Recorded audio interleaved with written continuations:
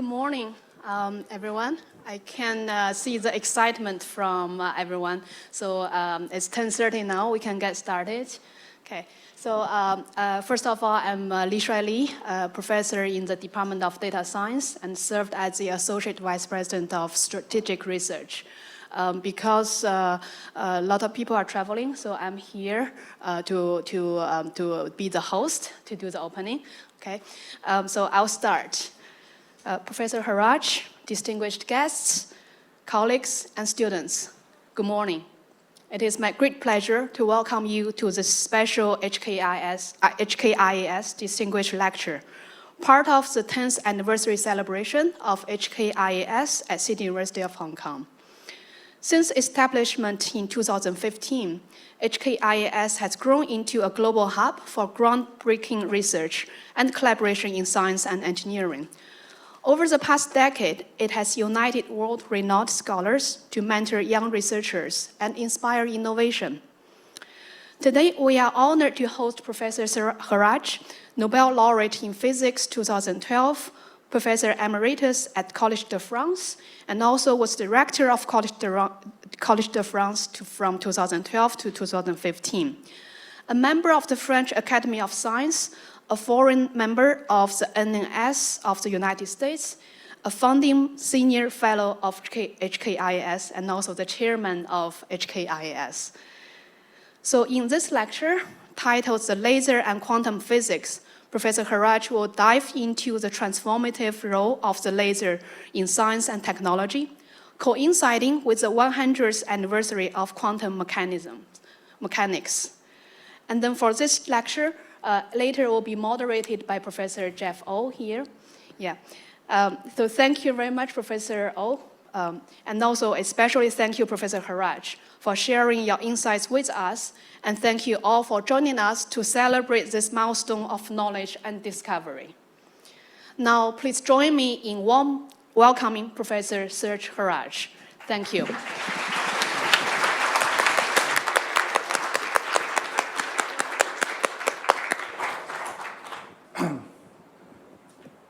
Okay, thank you very much for your kind welcome. It's a pleasure for me to be here at HKIAS for celebrating the 10th anniversary of this institute.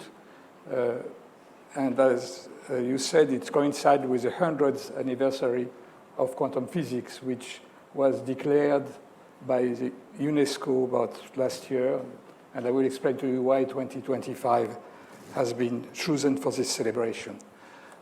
I think among all the inventions which have been made possible by the knowledge we get from quantum physics, the laser is certainly one of the most important ones, for two reasons. First of all, the laser has been possible following previous discoveries in fundamental physics, and the turning point was 1960 when the laser was invented, and then the laser became a powerful enabler of quantum mechanics and has allowed to go deeper and deeper in the understanding of the microscopic world and also of the cosmos.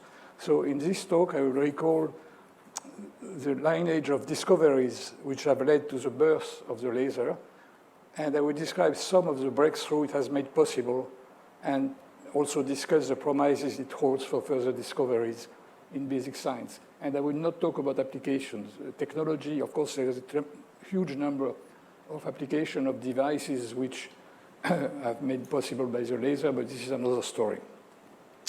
So this outline of the talk is quite clear. In the first part, I will talk about the pre-laser area, how the laser came about, and then I will talk about what the laser has made possible. So we have to start, in fact, we have to start even before 1925. In 1900, there was a quarter of century between 1900 and 1925, which is called now the old quantum theory, in which ideas have been developed slowly and some intriguing and puzzling questions have been raised, which were solved in 1925.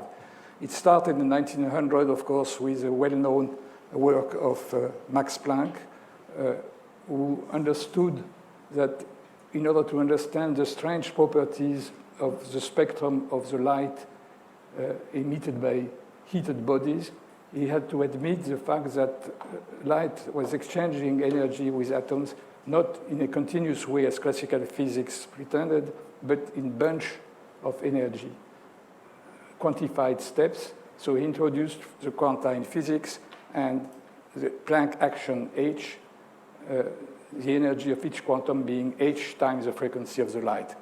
5 years later, Einstein went deeper and he introduced the photon as a particle of light to explain the photoelectric effect. And in fact, he introduced in physics this idea that light is at the same time a wave, as the electromagnetic theory predicted, but also a bunch of particles.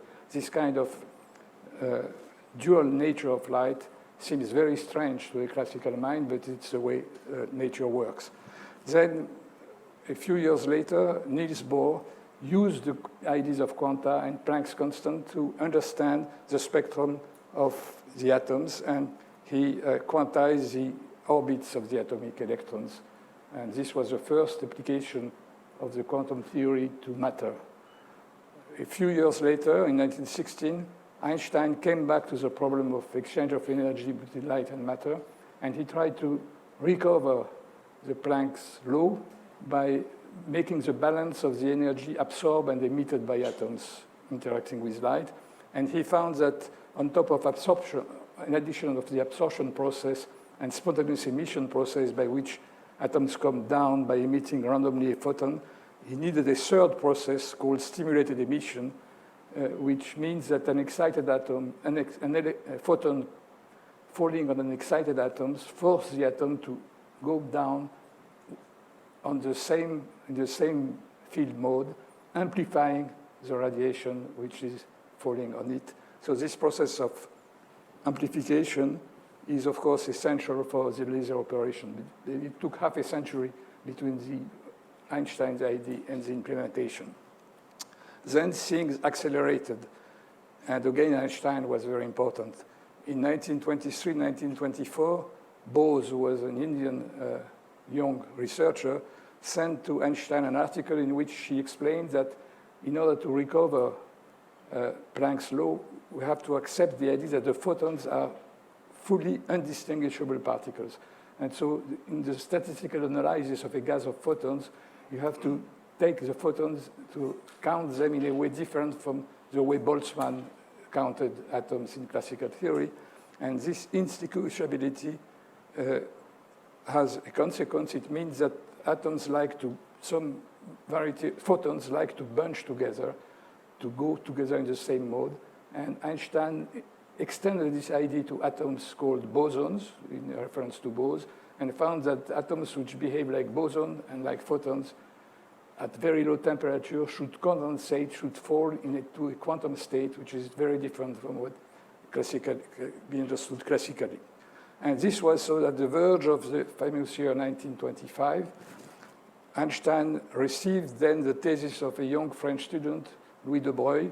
Louis de Broglie generalized his ideas by extending this wave-particle duality to matter. He said, if photons are at the same time wave and particle, why not electrons being at the same time particles, as classical physics supposed to be, but also waves? And this duality, of course, made sense to Einstein because it explained why photons and bosons behave in the same way.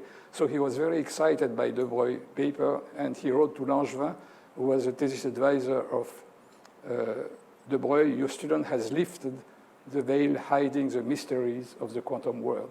And it's true, a few months after that, Schrödinger found the equation which describes the evolution of the de Broglie wave. And the famous paper published in the Annals of Physics at the beginning of 1926, which, of course, is the Schrödinger equation. And I give here just a kind of symbolic form of this equation, but I don't have time to enter into details.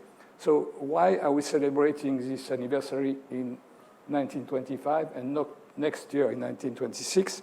The reason is that Schrödinger, in fact, was scooped by Heisenberg, and quantum physics came of age, in fact, in Göttingen a few months before. You see here the three people who played a very important role in that.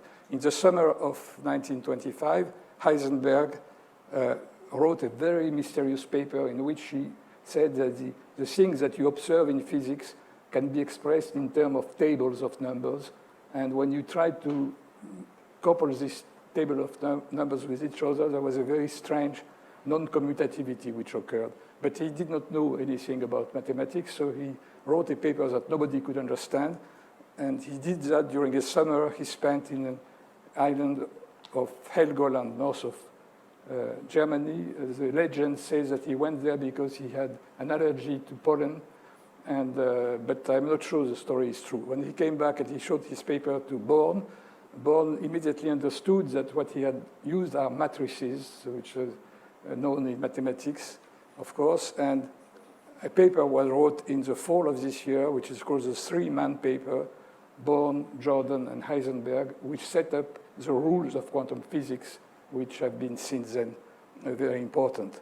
And so we are now in October 2025, exactly in the middle of this big revolution between the celebration of Heisenberg and Schrödinger work. And in the Heisenberg picture, what happens is that the physical quantity, which has the position and the momentum of a particle, are associated to mathematical matrices which do not commute, and the commutator of these quantities is proportional to Planck's constant. So Planck constant is very important, and it is introduced in this way in quantum physics, and the equivalence between the matrix and the wave mechanics, Schrödinger and Heisenberg, was demonstrated soon after that. And then all the quantum physics came out of this. But before going further, I have to talk to you about another very important discovery. This time, up to now, I have just discussed theory, but this is an experiment, and it is a very important experiment for the laser. It is a discovery of two-level systems in physics, that is a discovery of the spin, by Stern and Gerlach in 1922. The question they asked themselves was the following. We know, since Ampere, it is known that the magnetism, the magnetic properties of atoms, are due to currents inside atoms or molecules. The current laws have been expressed by Ampere in the 1830s. And so the question was, what is the size of this magnetism? What is the size of the small magnets which are carried by individual atoms? And for that, Stern and Gerlach designed the setups that you see here. In fact, you have a furnace which emits silver atoms. The silver atom escape in vacuum, and they go through the gap of a very strong electromagnet, which produces a gradient of magnetic field. The idea is that the magnets carried by the atom would be deflected by this gradient, and what they expected to see is a continuous trace on the screen, because according to classical physics, the projection of the magnet in the direction of the gradient could vary continuously. And what they were surprised, in fact, to find that there were two spots instead of a continuous trace at the center of the setup, at the symmetry plane of the setup, two spots, one up and the other down. And what they had discovered, in fact, is the spin, the fact that the magnetic moment of an atom can only take two values, up and down, and not a continuous value along an axis. So this setup separates the magnetic moments, and it shows what has been known since as spatial quantization, and the existence in physics of two-level systems. And as we will see later, the laser is really based on a two-level system coupled to an electromagnetic field. You see here the original trace that they saw on the plate. So you have a double lip. In fact, the two sides of the lip rejoin at the edge because the magnetic field decreases, the gradient decreases at the edge. But the important point is that you have two spots. This was before the quantum theory. But they immediately understood the importance of this discovery, and they sent, in February of 1922, they sent a postcard to Niels Bohr, who was in Copenhagen, showing him the signal. On the left, you see what happens if you don't apply a magnetic field, and if you apply the magnetic field, you see the split trace. And what they wrote in German here is, "We congratulate you for the confirmation of your theory, because Bohr had introduced the quantization of angular momenta in the famous 1913 paper." There is a problems, though, because Bohr was interested in the orbital angular momentum of the electron around the nucleus. And here it's an intrinsic momentum of the spin, which is spinning on itself. So it's like confusing the day with the year for the motion of the Earth on its orbit. But still, it was interesting. And what I want to say in the following is that this simple split trace on the glass plate announces the 20th century quantum revolution in technology, as you will see.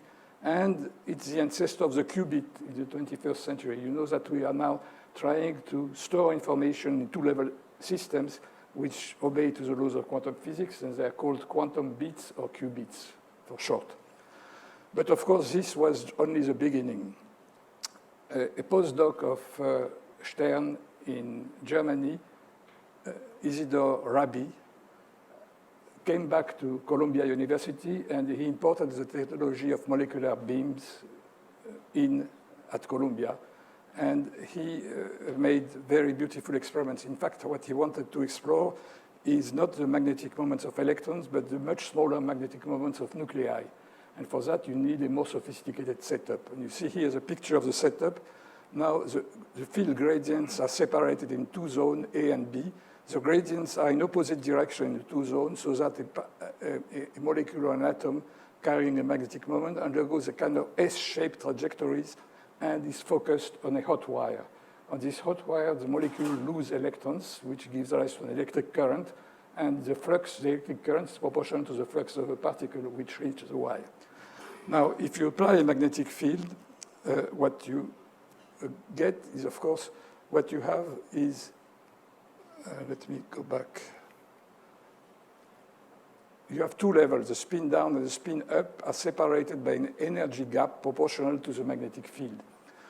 In the zone C, in between A and B, Rabi applied a radio frequency field whose photon had exactly the energy required to go from spin down to spin up. It's called magnetic resonance, and he observed it for the first time. So what happens when you tune the radio frequency to the right frequency, the spins flip, so they miss the detector.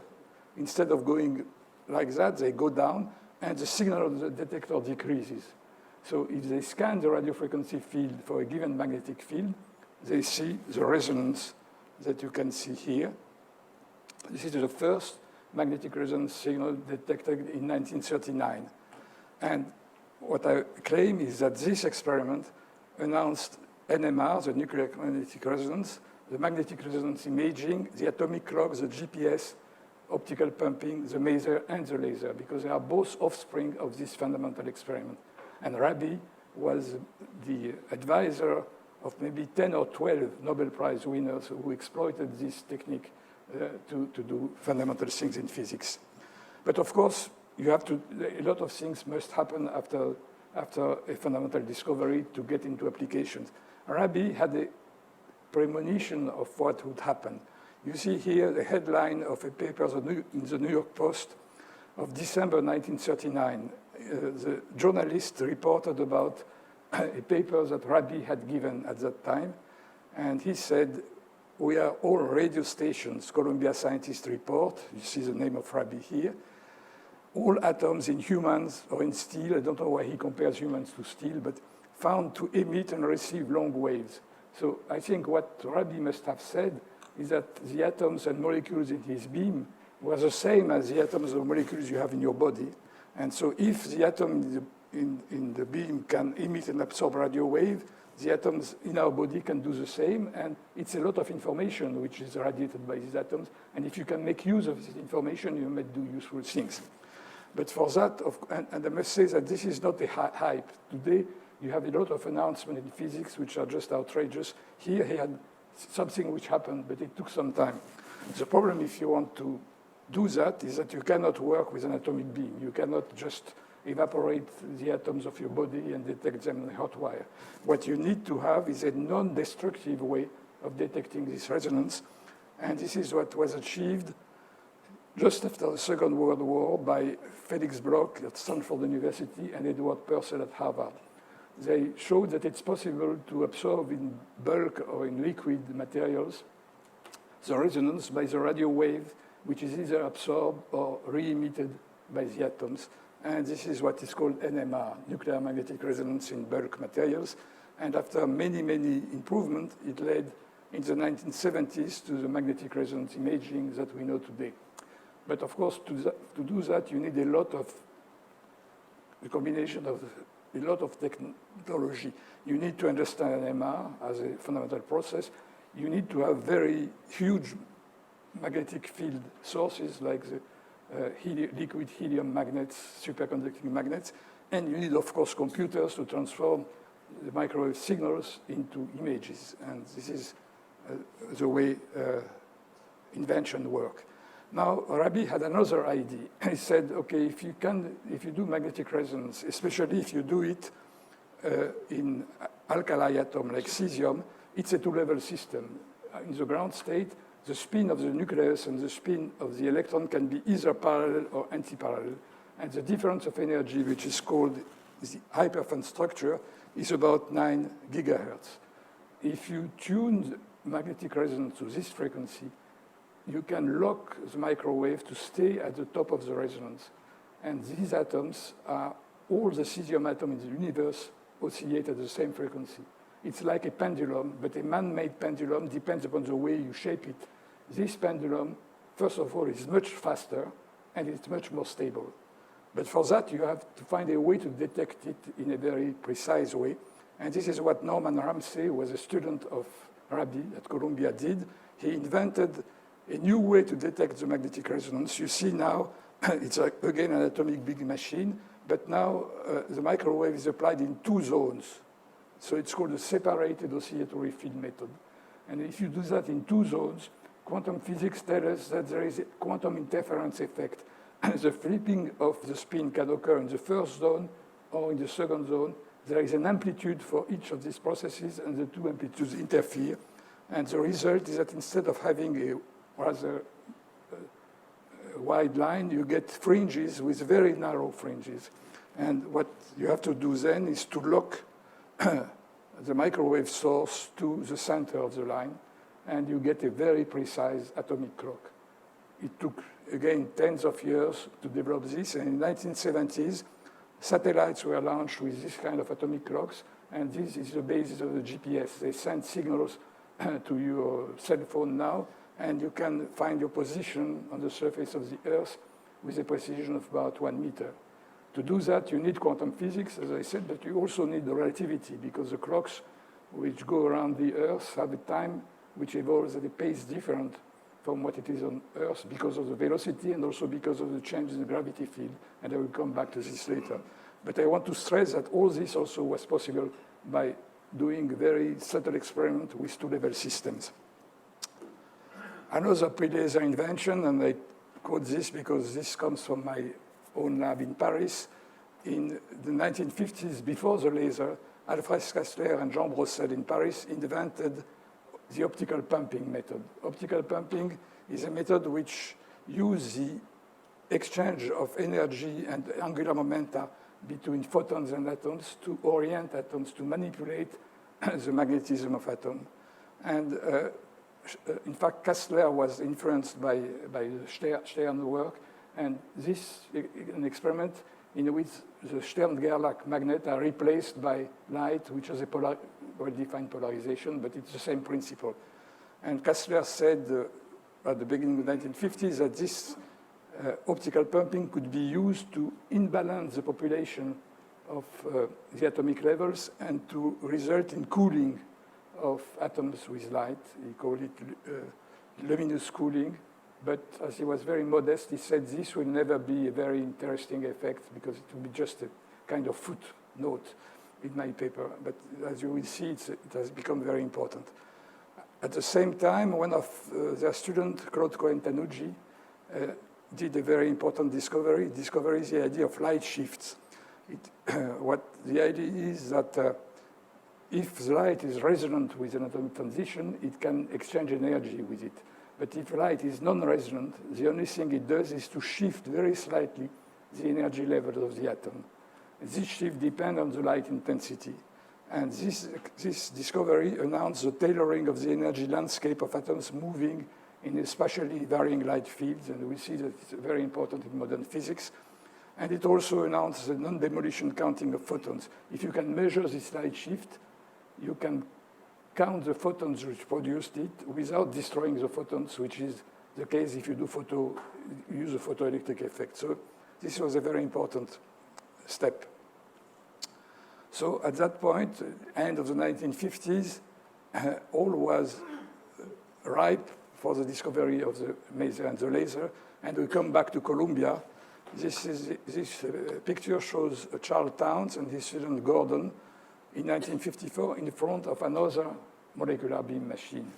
This molecular beam is an ammonia beam machine. The ammonia molecule, NH3, has a structure that you see here, 3 hydrogen atoms in a plane with a nitrogen above or below the plane.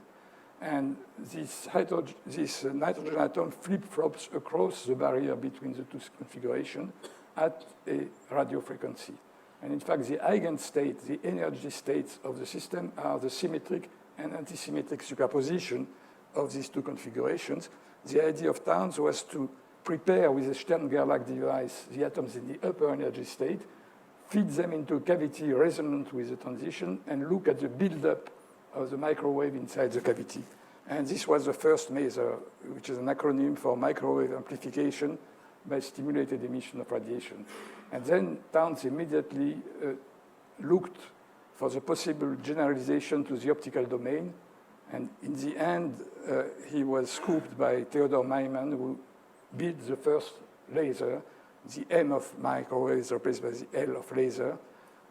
And this was the beginning of the laser era. So now I finish the first part of this talk, and I go to the second part, try to tell you all what can be done with laser in fundamental physics alone, not in technology. So first, let me summarize. It's a really fantastic tool, and I like it to call it a tamed, domesticated light. The light that you have in this room, or the sunlight, is completely chaotic. All the atoms in the classical source emit independently from each other in random direction with random frequency and random phases. If you do it correctly in lasers, and of course it depends on kind of laser you use, you can have intense, directive, monochromatic, and coherent radiation. That is, all the atoms emit in step in the same direction with the same frequency and the same phase. So what can you do with that?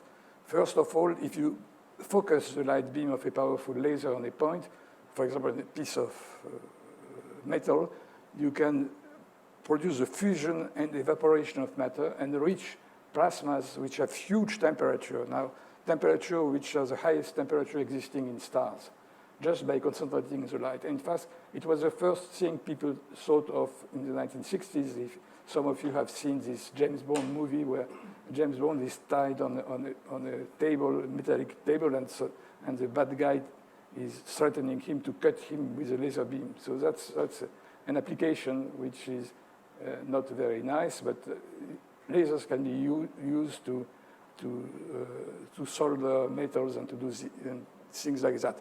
But what is paradoxical is that you can also produce the coldest object in the universe. The idea is that if you have counter-propagating light beams, an atom moving in one direction, it can absorb the radiation and decrease its velocity, that is its momentum, due to radiation pressure. It's more subtle than that, but there are configurations of light fields which allow you to cool down atoms to very, very small temperature in the nano-Kelvin range. And at these temperatures, the wave character of matter manifests itself, and you can get Bose-Einstein condensation, for instance. Other properties, the light, ultra-stable light beams oscillating without skipping a beat over millions of kilometers can be realized, which means that you can do interference experiments over very, very long propagation time, and I will give you an example of that. If you can make a laser lays on modes which are equally separated and lock the phase of this laser together, by interference, you can build up a huge light intensity in a very short time. And so you can make very fast pulses of light and very intense pulses of light. The record now is pulses which have a duration of a few attoseconds. An attosecond is a billionth of a second. If you want to have an idea of what it means, if you take a logarithmic scale, a second, which is something that we understand well, the beating period of a beating heart, is just halfway between the duration of the universe, 13 billion years, and the attosecond. So we are just in the middle. And a lot of physics takes place in the two, in the upper and lower limits. So to summarize, of course, this gives rise to a lot of fundamental research. I will talk about physics, but in chemistry and biology too. And just to give you ideas of order of magnitude, I want to show on this slide that the laser has made tremendous progresses possible and has led to quantitative and qualitative revolution in basic research. For that, I will show that more than 10 orders of magnitude improvements have been made, if you can quantify them, in many fields. And this is about a factor of 10 every 5 years. So if you think that a PhD thesis takes on average in France, it's 3 years, but in fact 4 or 5 years, it means that during the time a student makes his thesis, he has to adjust to an improvement in technology, which is by 1 order of magnitude in any field. And just to show it more precisely, I compare here what you could do in 1960 and what you can do now. The temperature and kinetic energies of atoms. At the time of Kastler and Brossel, the samples contain atoms at 300 K. Now you can cool atoms at 10 minus 9 K, very, very low temperature.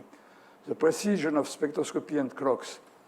Before the laser, for example, a quartz clock gave the time with the precision of 1 part in 10 to the 8, about 1 second per year, which is already good, but not what we can do now. Now we have a precision of 10 minus 19 to 10 minus 20, and then we will see what it means.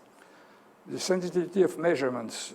Before the laser was studied samples containing billions of atoms, so the quantum effects were veiled by statistical effects, and it was not possible to study in details, for example, the quantum jumps or quantum entanglement phenomena, which occurs only when you can control the system. Now you can control atoms and photons one by one, which makes a big difference. Speed and time resolution, I told you that now we can have pulses lasting few attoseconds. Before the laser, the fastest sparks could not go beyond micro or nanoseconds. And finally, the sensitivity to length variation. Before the laser, the meter was defined in an interferometer, which counted the wavelengths of a krypton lamp. And this interferometric measurement defines the meter with 8 digits, which is already good. 8 digits is 100th of a micrometer over a meter long. Now we do it with a precision of 10 minus 21 to 10 minus 22 for the detection of gravitational waves. So I will start by that, and I will recall you something that made the headlines about 10 years ago, which is the detection of gravitational waves in 2015. What happened is that somewhere in the universe, 2 black holes, which are 1.3 billion light years away, merged, and just before merging, they rotated around each other, emitting gravitational waves, which had been predicted by Einstein's theory of general relativity.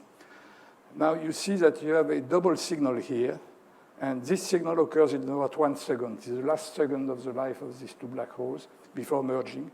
And you need at least 2 signals, the red and the blue one, because if you get it on only one detector, it might be kind of spurious noise, just a truck passing not far from it. So you really need to have 2 detectors which give separated by a large distance, which gives the same result. And I will come back to this in a moment. And this gravitational wave is extremely small. In fact, it has been detected, the first one, by 2 gravitational wave antennas, which are 2 huge interferometers, which one of them in the Washington State, the other one in Louisiana. Each arm in the interferometer is 4 kilometers long. Light is circulating in the 2 arms, and by interference, one can see whether one set of mirror is shortened a little bit while the other one is expanded a little bit. The effect is exceedingly small. what they detected is a displacement of mirrors of less than 10 billionths of an atomic diameter. So about nine orders of magnitude smaller than a single atom over 4 kilometers. This is 10⁻21 to 10⁻22 sensitivity. So it's really a tour de force, and I think this experiment is maybe the most impressive one in the world of science. It means, first of all, that Einstein predicted this effect in 1916, and look at the size of the effect itself. Each black hole is something like 5 to 10 solar masses. When they merge, 5 or 6 solar masses are lost in a gravitational wave lasting 1 second. So the energy equal mc squared of 5 solar masses in 1 second. If you compare it to the sun, we think that the sun gives a lot of light. It's true, but it's 1,000th of the solar mass, only one part in 1,000 in 5 billion years. So make the order of magnitude, and you will see how big it is. And after 1.3 billion years traveling, this wave reached the Earth, and what did they do on the Earth? It's very, very small effect, tiny effects, which lasers and a lot of other technology have been able to detect. So I really think that this is something fantastic to think about, and it was rewarded by the Nobel Prize in 2017. And I want also to tell you that it's also interesting for the history of science, because you can, in fact, bookend Einstein's work by 2 Michelson experiments. One in 1887, which was trying to find out whether the velocity of the Earth in what was called the ether depended upon the direction of the light beam with respect to the motion of the Earth through the ether. It was a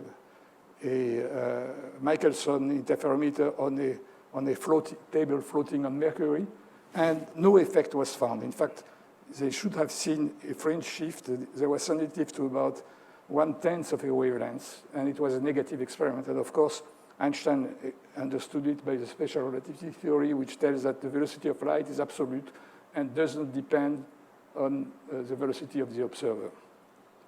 And then, 125 years later, a positive experiment, which is the one I just described to you. But to be positive, it had to have a sensitivity of about 1 part in 10 to the 12 of the wavelength. That is, again, this huge improvement in precision due to the improvement of lasers. And now I will make only one digression alluding to what happens now in the world. The New York Times had a headline about this experiment a few weeks ago, and the title is Scientific Discoveries and Dreams in the Balance. Research breakthroughs are often sagas of passion, curiosity, and sacrifice. And this is the case. To build this experiment, it took 40 or 50 years. And I must add that in Europe and in Japan, you have now other antennas. And to make this experiment useful, you need at least 2 antennas to make sure it's not a spurious noise. And you need at least 3 if you want by triangulation to find out from which part of the sky this comes. And up to now, hundreds of events have been detected. I think the average is about 1 merging of black holes every 3 days. So it's a very common event in space.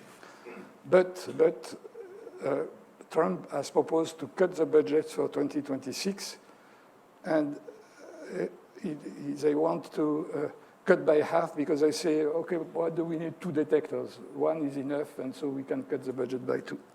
So the New York Times explained to his readers why this was a stupid, it would be a stupid decision. I don't know if the decision will be made or not, but we are in the middle of this unbelievable story. Now let me go fast to laser cooling, and you see here a very intense cloud of atoms at the intersection of 3 sets of laser beams. These are very cold atoms, about 1 microkelvin, and they fluoresce when they are excited by lasers. To cool the atom at this temperature, I don't have time to enter into detail, but the physics is very subtle. In fact, at the intersection of the laser beams, the atoms see spatially varying light shifts. And due to the interference of the laser beams, the light shifts are making potential heels and potential barriers. And we have 2 levels. It's a 2-level system in the ground state of the atom. And so while 1 level has its energy going up, the other level has its energy going down.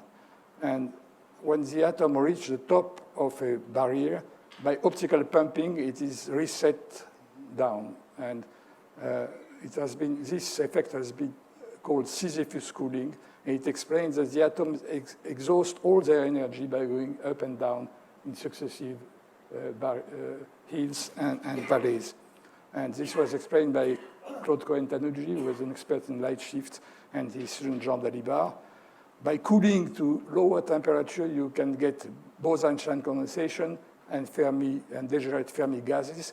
You see here, when you have a Bose-Einstein condensate, if you let the atom escape, they don't fall in all directions. They fall like in a laser beam in a well-defined direction. So it's a kind of atomic laser, a laser in which the atoms are replaced, the photons are replaced by atoms.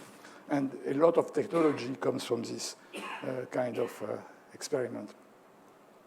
And again, of course, 2 Nobel Prizes, in fact, were given for that, for the cooling in 1997 and for the Bose-Einstein condensation in 2001. Now, let's go to optical atomic clocks. I told you before that when you increase the frequency of the clock, you get more precision. The clock used for the GPS oscillates at 9 gigahertz. Now we have clocks which oscillate at optical frequency, 400 terahertz, 4.2 times 10 to the 14 hertz. They are based on locking the laser to a transition in strontium atoms. This increase in frequency leads to an increase in precision. The uncertainty is now 1 part in 10 to the 19, and it means that if you had started 2 clocks at the beginning of the universe, they would not differ from each other by more than 1/20th of a second over the age of the universe. So you see what it means. And these clocks are sensitive to general relativity space-time curvature over 1 millimeter altitude difference. It means that if you move the clock up and down in the gravitational field of the Earth by 1 millimeter, the clock will show a difference. And since the clock is much bigger than that, it means that the time does not elapse at the same rate at the top and at the bottom of the clock. You see how the clock works. Basically, you have a laser which is focused on a crystal made of atoms which are held by optical forces, and this laser interrogates the atom to find the right frequency. To be more precise, you have 4 laser systems involved. You need 1 laser to cool the strontium atoms. You need 1 set of lasers which traps them in what is called an optical lattice, holds them by optical forces. You need a 3rd laser to excite the atom and interrogate the strontium transition, which is very sharp and which is very stable. And then you need a 4th laser, which is called a frequency comb, which oscillates at well-defined, well-separated frequencies, so that the difference between 2 frequencies fall in the gigahertz range. And this frequency comb is a kind of escape device which allows you to divide the optical frequency by a huge amount to fall down in the microwave domain where you can count with electronic system.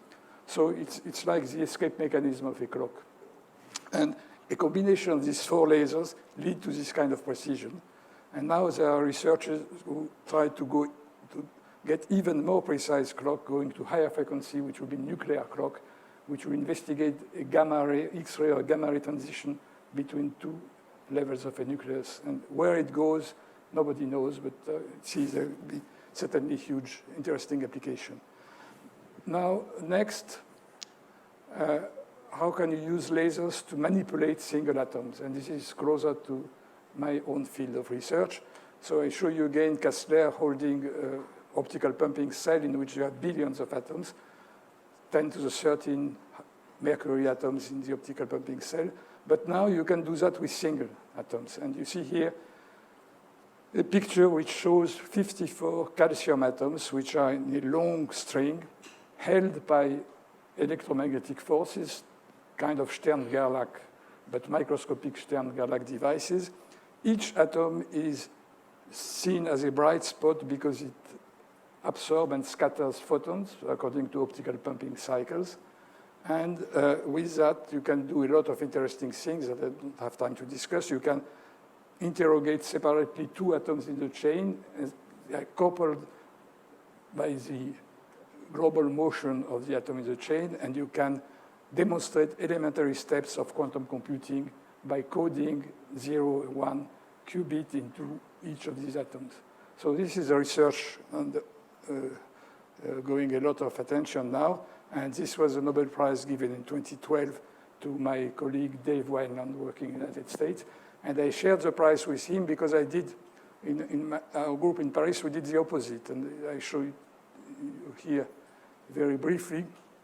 Instead of using light to manipulate atoms, we do the opposite. We use atoms to manipulate photons in a cavity. So you see the photons are trapped inside this cavity, and a beam of atoms which are excited by lasers. These atoms cross the cavity one by one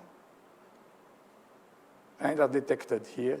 And these atoms are Rydberg atoms. The laser excites them into very large orbits, which become hugely sensitive to microwave fields. And the microwave field is, in fact, stored in the cavity in between.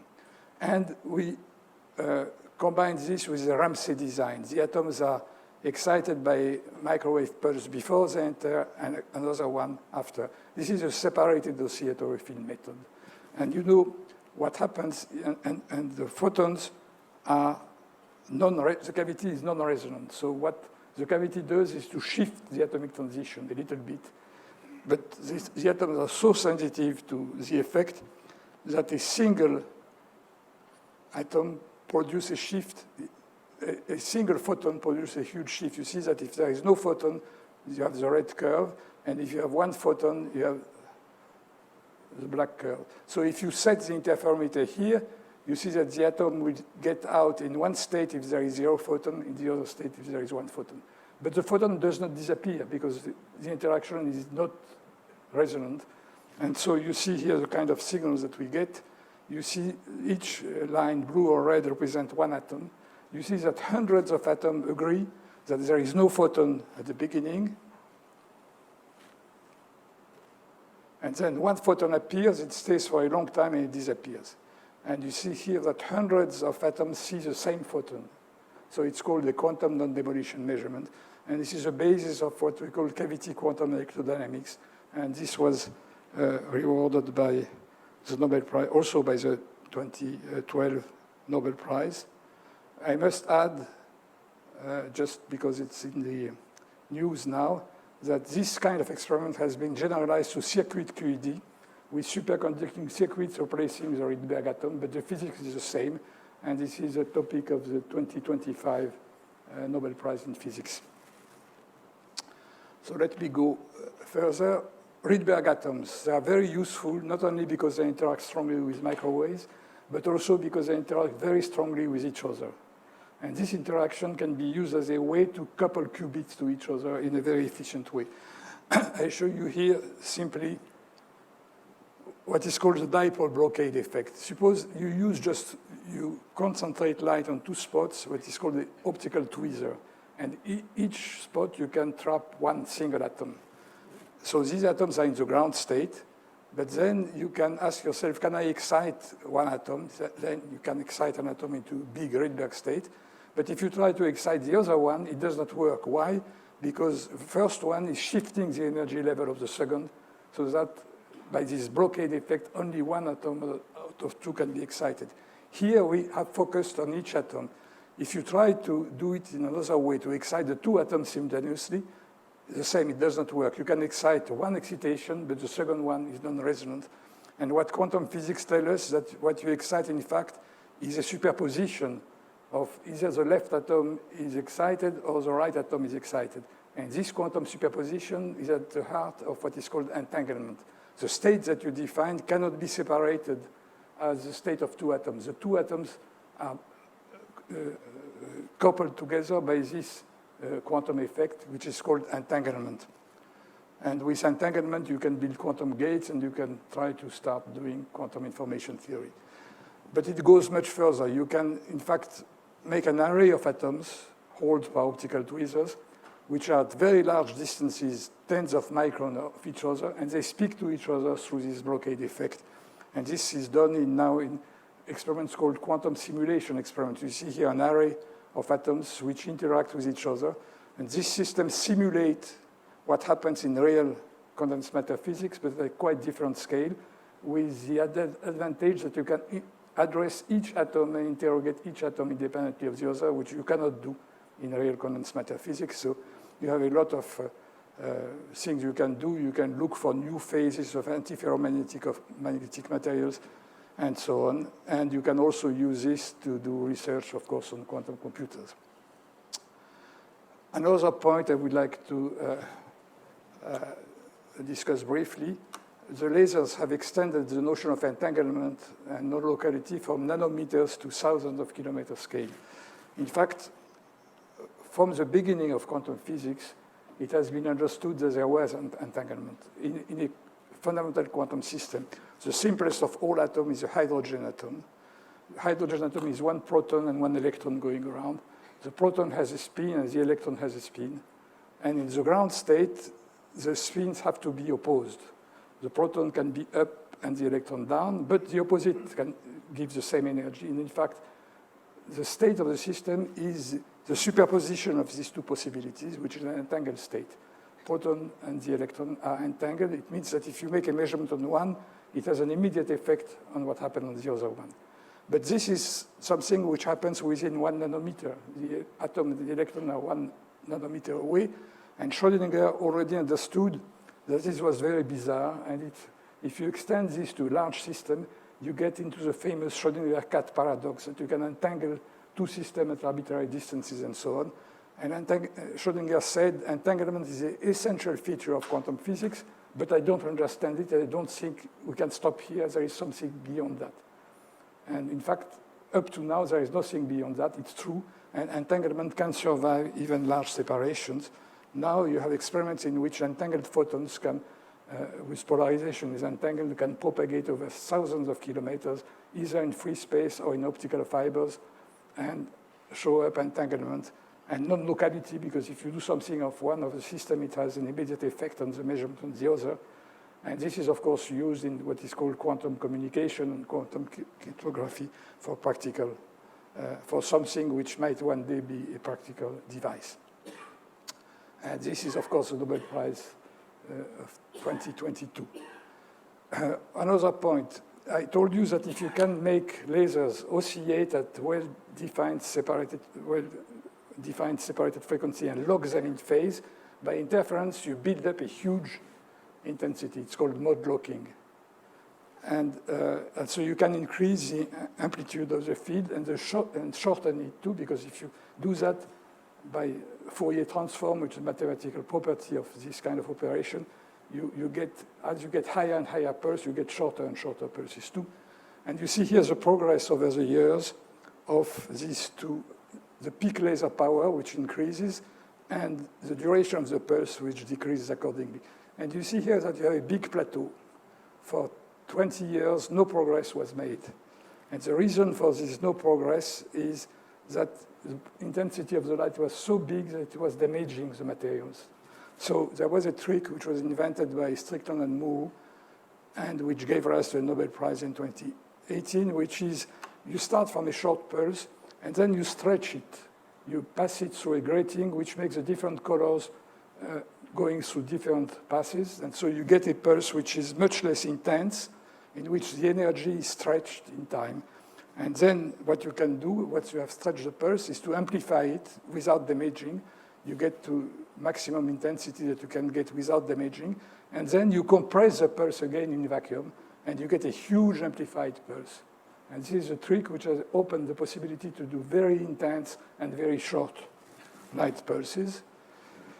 It was immediately followed by applications, and I just give you on this slide how the attosecond physics works. You see here the Coulomb potential of the electron going around the nucleus of the atom, and during one part of the cycle of the optical light, the electric field is lowering the barrier for the electron to escape. So during that time, by tunnel effect, the electron escapes. It tries to get away, but at that point, it's caught by the fact that the electric field of the light has reversed, so it comes back, and it recollides with the core. And during this recollision, electron is recaptured by the core and emits a very short burst of radiation, much shorter than the duration of the light field. So it's a harmonic generation, and this is what raised to attosecond physics, and it was Nobel Prize in 2023. I give you the succession of Nobel Prizes to show you the acceleration of results obtained in basic science by this kind of technology. Now, the last experiment I will describe you did not give a Nobel Prize, but I think it will spin your head again by the orders of magnitude I will recall. This is a search for new physics with ultra-precise laser spectroscopy. People are looking in different labs for the electric dipole moment of the electron. The electron, according to the standard model of quantum physics, is a small point-like spherical charge of electricity. But its only parameter it has is a charge. It's a scalar number. But the question is it really spherical? Is it not a slight deformation which will give it a small electric dipole moment, for instance? So this question has some answers from theory. According to the standard model, the model of particle physics, if it has an electric dipole, it should be exceeding 10⁻36 electron centimeter. But there are theories going beyond the standard model which imagine the existence of particles called supersymmetric, which would give a size of 4 to 5 orders of magnitude larger. This is due to the breaking of a very fundamental symmetry, which is symmetry by time reversal. And I don't want to go beyond that, but you see that there might be a possibility that you have supersymmetric particles, which might, for instance, explain the dark matter in the universe, which would give a very small electric dipole moment to the electron. How small it is. How do you do the experiment first? What you do is that you need to study an electron and to apply to the electron a magnetic field, so it precesses around the magnetic field, and you add to this magnetic field an electric field which will interact with the dipole moment. And the electric field can be either parallel or anti-parallel to the magnetic field. And when you switch from one to the other, and if you do Ramsey fringe experiments, they will be slightly shifted with respect to each other by a very, very tiny amount. And in order to observe this shift, you need an amplifying effect with an atomic physics effect, which tells you that if you apply an electric field to a molecule which has a very heavy nucleus, the electric field inside the molecule is enhanced by a huge amount order of magnitude than the electric field outside. So it's an experiment which involves lasers, atomic beams, cryogenics, and a lot of technologies, and there is a competition between 3 groups in Harvard, in London, and in Boulder. And the precision of the present experiment is 4 × 33 electron centimeter. And it has excluded a lot of theories, but you see, if you find an effect of this size, it means that the difference of if you look at the radius of the electron at the pole or at the equator, you find a difference of 1 part in 10 to the 17, which is very small. In fact, if you blow up the electron to the size of the Earth, this is a delta R would be 0.1 nanometer. That is the size of a single atom. So you see the kind of precision you need for this experiment. Finding an electron asymmetry at this level could be the evidence of new particles, for example, of dark matter, with important implications for quantum physics and cosmology. So you see how physics is driven by curiosity, involves very difficult experiments, and that we have to compare, of course, theory with experiments. And I will end by making a comparison which might interest the permanent secretary of the French Academy of Sciences, because it has to do with an experiment which was performed 3 centuries ago and which has the same passion for precision and was also searching for a symmetric breaking. The question was the following: is the electron perfectly round? That reminds a question that Maupertuis asked to the Royal Academy of Sciences in Paris: is the Earth exactly a sphere? You see, there were 2 theories. One was saying that the Earth is oblate like an orange, and the other one that the Earth is like a lemon. And in fact, to solve this question were raised by an experiment with clocks. In fact, this is a Huygens clock of 1655, which had an accuracy of 1 part in 10 to the 4, so we are not talking about -19, but with 1 part in 10 to the 4, a French astronomer carried this clock to Cayenne, and he found that at the equator, the clock was beating slower. So immediately, HKIAS understood that it was a centrifugal force, the fact that at the equator, the clock is rotating faster, so it must be expelled, which subtracts from the gravitational field. And at the same time, if the Earth is not exactly solid, it must expand at the equator. So HKIAS understood that, Newton also, and they both said the Earth should be oblate. This was theory. And Cassini, which was a French astronomer, which belonged to the Academy, I believe too, said, no, it's prolate because I made some measurement in Paris, in south of France, and I find that the 1 degree on the meridian goes in the other way. So the Academy decided to have expedition sent to Lapland and Peru, and they demonstrated that, in fact, the Earth is oblate, and it confirmed, but the result they found is 3 parts in 10 to the 3, which is 14 orders of magnitude bigger than the effect that the people are trying to find today. But what I want to stress is that the scientific method has not changed. Doing research has always taken time and money, and sometimes prestige. When you do this kind of experiment, it's because you want to increase the prestige of your state, and like the CERN, for example. And I must also stress that it was at that time much more adventurous and more dangerous than it is now. You see here the report of Maupertuis, and the title of the paper is "The Figure of the Earth Determined by the Gentlemen of the Royal Academy of Sciences who have measured the meridian degree at the polar circle." And he quotes Huygens, the first, which was a century before him. And what I want to stress is that the same features that we have today in research were important. First of all, it starts with curiosity. You ask a question which doesn't have an answer, and even if you have a theory, you have to test it by observation. You need to justify the utility, and I will say a word about that. You need time, the trust of the people who give you the time to do it, and money. You have to use the latest optical technologies.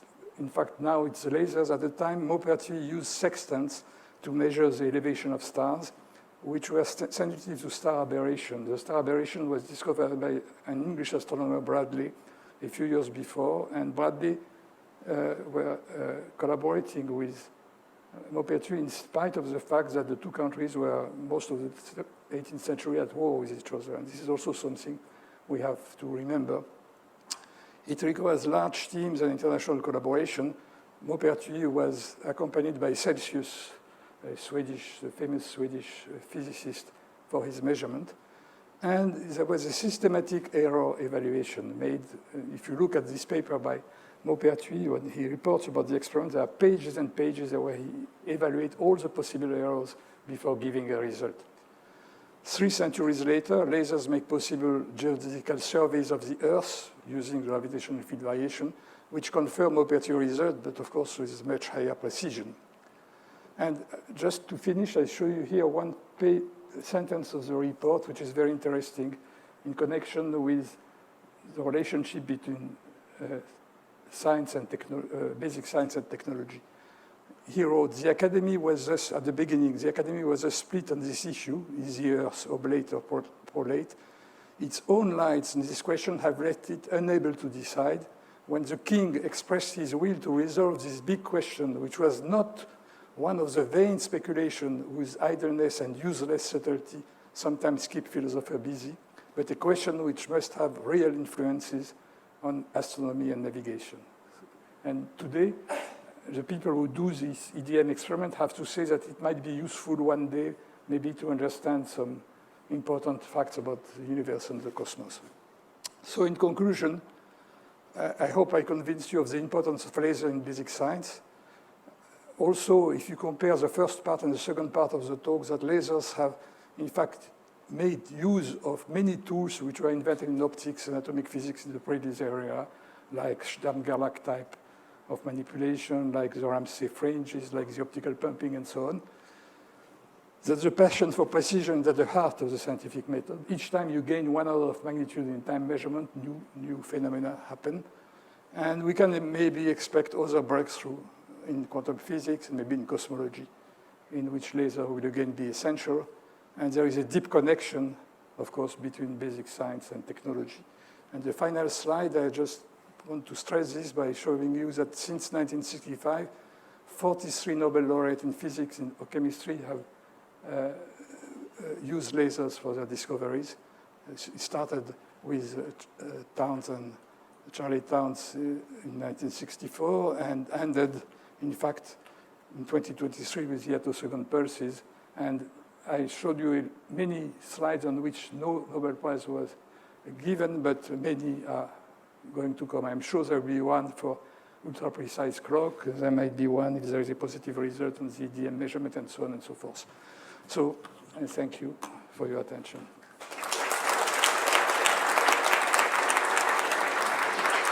Oh, well, great to talk about, to summarize all the application of lasers on the fundamental research. And well, so the talk now is open for discussion. Any question? Okay.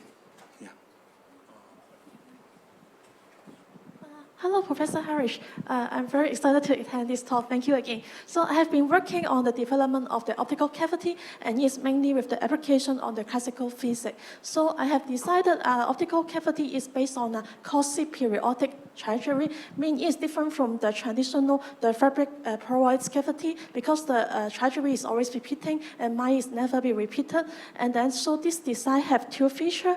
The first one is a long resonant cavity, and the second one is that the ray is never entering to its original point, mean you have a very good coupling effect. If there is a hole at the first mirror, it will not enter in that hole again. So I'm very curious if this kind of the design can be applied in the QED experiment, especially like the AC stack shift, because this experiment always requires the long resonant type of the optical cavity. Thank you. Okay. I didn't understand the question. What? So sorry, maybe I speak a little bit too fast. I design optical cavity is based on a quasi-periodic trajectory, meaning the trajectory is not repeating to its original path. And then, so this kind of the optical cavity can bring two kind of the feature. The one is that this optical cavity is a long resonant cavity. And then the second one is that the trajectory itself allow it to be never entering to its original point. Meaning that if you use a hole to couple the light or the laser inside, then it will not enter from the same hole. So I just wonder if this one can help with the QED experiment. No, to get a good cavity, you need very good mirrors which hold the light inside. Yes. But one of the mirrors has to be a little bit transparent to get it out. So it's all the art is to be able to combine these two features to have a very good reflectivity on the mirrors and to have some transmission outside. In the case of the cavity I showed to you, it's working in the microwave domain. And so the mirrors are not transparent. The light is just in the cavity, and the atoms go in the orthogonal direction, so they go in a region where there is no light. The light is confined by the laws of optics as a very narrow beam between the mirrors. And in this way, we can have a very, very high quality and don't have to worry about the escape of the light from the cavity. I saw you previously is using the long resonant optical cavity, and then you are adjusting the mirror curvature to achieve this part. No. To shift the cavity, you just apply an electric field on the mirrors. The atom, you shift the frequency of the atoms, and so you get a non-resonant field. But I think we can discuss that later. It becomes too Okay, thank you so much. Too technical. Sorry. Yeah, any other question? Yeah. Okay, right there. Thanks so much for the sharing. I noticed a common theme about precision and curiosity in the research of laser and speaking of quantum, I rarely have much background in classical physics or quantum physics, but one of the recent interests that the scientific world is very fascinated about is the superstring field theory.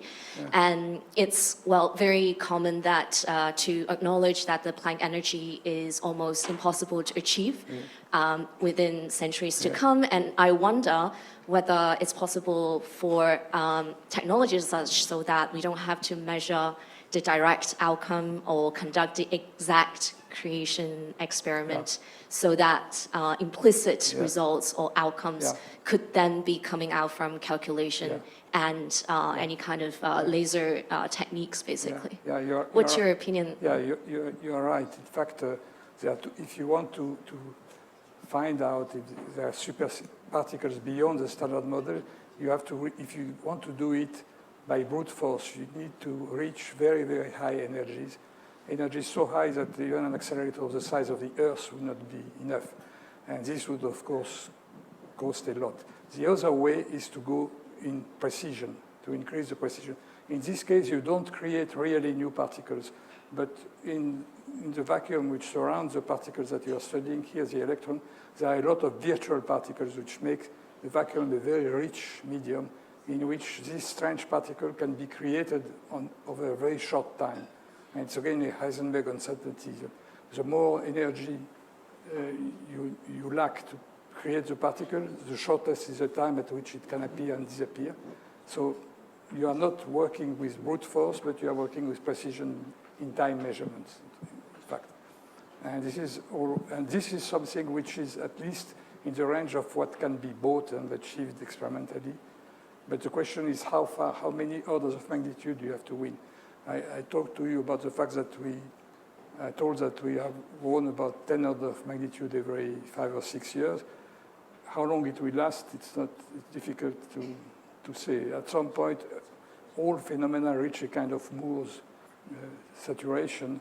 You cannot exponentially increase the precision forever, but there are still some ways to go now. You can, for example, instead of using, with your laser, instead of using usual normal laser light, you can use squeezed light. You can build laser beams in which the noise is decreased and the quantity on the phase that you want to measure and increase on the other one. So you don't violate Heisenberg uncertainty, but you make a kind of, you escape the effect of the uncertainty on the quantity you measure. And this allows to increase the precision of clocks and of the gravitational antennas too. They are using now squeezed light to increase their sensitivity. Okay, there's one there. Hello, Professor. I'm a year 1 undergraduate here at CityU, and I would like to ask you whether you think quantum entanglement would be able to solve the halting problem. So in quantum entanglement, there will be 2 quantums that's entangled, and could we put 1 quantum bit into like a system that does the halting problem, and we measure the other quantum bit to like see the results of the halting problem, and then therefore solve the halting problem? Okay. May I have your opinions? Thank you.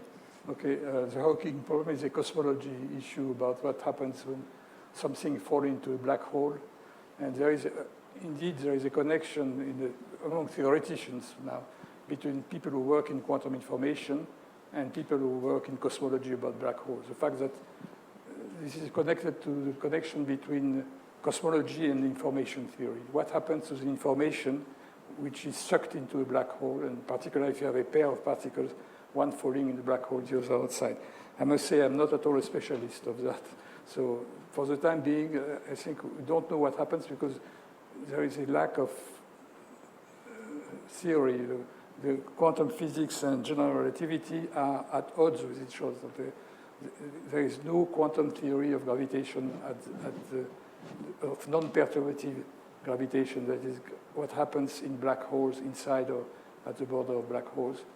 And Hawking did that, and the people who work do that in a kind of phenomenological way, but without knowing exactly what are the laws to which the system obeys. This is a very interesting issue, and this is something which I think is as important as the Einstein revolution of a century ago, to be able to marry quantum physics and relativity. And what I find really interesting is that Einstein was at the start of the two.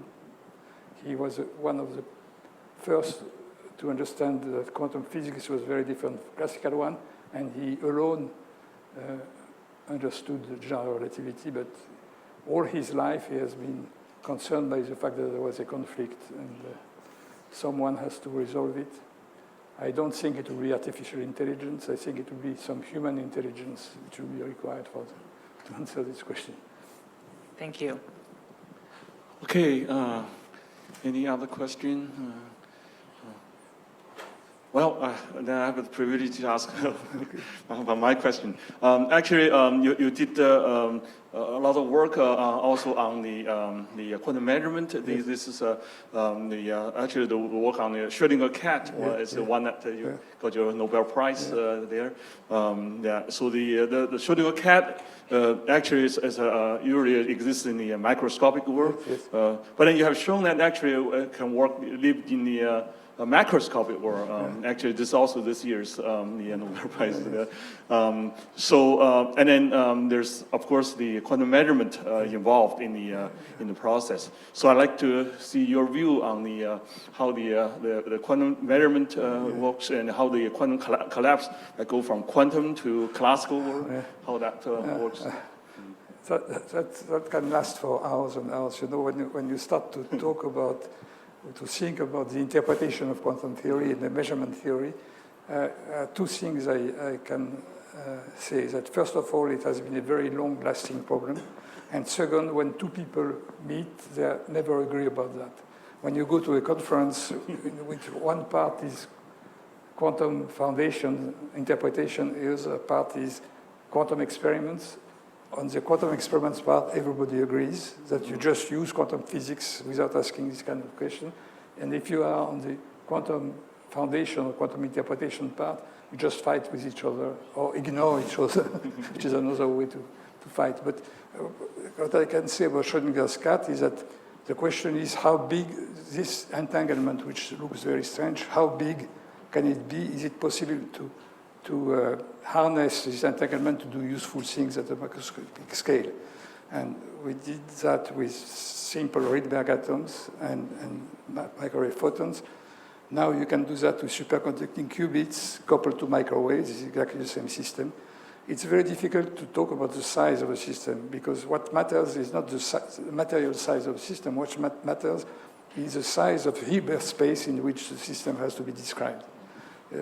You can have a huge number of particles, but they all belong to the same quantum state. For example, a Bose-Einstein condensate is made of a large number of particles, but it is described by a single wave function. In a Josephson junction, you have a lot of electrons, but they just are described by a single quantum state of these electrons. So, but still, it becomes more and more difficult to increase the size because the environment is a big enemy of entanglement.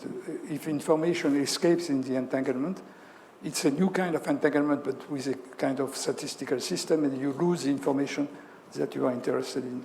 So I think the big challenge, if you want, for example, to build a quantum computer, is that you need to have a huge system from which you can extract information, which means that it has to be coupled to the outside world. But as soon as it is coupled to the outside world, it is coupled also for bad consequences, because then you lose some of the entanglement. So the last Nobel was, in fact, given to people who were the pioneers in this field, not to the superconducting qubits. In fact, they were careful to say that it was just the beginning. So maybe one day there will be a Nobel Prize for superconducting qubits, especially if they can be used for practical application.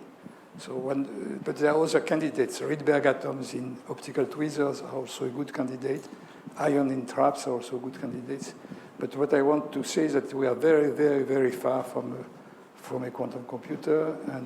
But this research is fascinating because of all what it can bring to us and also all the surprises we can get from that. I must say that there is a lot of fundamental physics I did not talk about. One has to do with the quantum statistics of photons or atoms. And I must recognize that you are a pioneer in this field with your famous experiment with Mendel back 40 years ago, but the fact that when you have a beam splitter, photons have a tendency to get up in the same way, so that's a manifestation of this tendency of photons to behave collectively going in the same state, which is also expressed in the Bose-Einstein condensation experiments. And all this makes a big unity in physics, and I think people know that the laser is useful for practical application. I think it's less known that it's so important in fundamental physics too. Yeah. Okay. Okay, all right, maybe just last question. Maybe you already answered part of it already, and part of it is to the interest of more people there is that, what do you think about quantum computing? When are we going to have a quantum computer at desk? I think I've said it, and I made another allusion, but maybe more hidden, when I showed the headline of the 1939 paper saying that it was not hype because it was realized in the end. I think there's too much hype about the quantum computer. I think when Einstein, Schrödinger, and Bohr were working in the 1920s, they were not jumping every morning saying, we are making a quantum revolution. They just did it quietly, and now too many people and too many companies are bragging, making hype about the quantum computer. Nobody knows what it will be in the end. But good things come out of it. There are a lot of startup companies which are doing very good work in building devices like this optical tweezer of Rydberg atoms. For the time being, they are useful only to researchers, so it's a kind of niche market. They build a very expensive machine that they sell to 2 or 3 different labs. It's not like Apple or Macintosh, it's billions of them. We are very far from that, and I think we will never get to that point. Because to protect big system from decoherence, you need, it will never be done on a laptop machine, it's clear. So still time to go. Okay. Yeah. All right. If don't have any other further questions, let's thank our Professor Haroche again for the wonderful talk.